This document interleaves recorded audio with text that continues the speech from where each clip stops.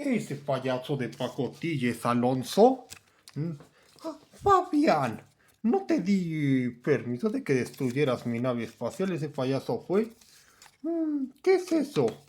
¿Significa que eres un ridículo y solo vienes aquí a jugar? Oh, boy.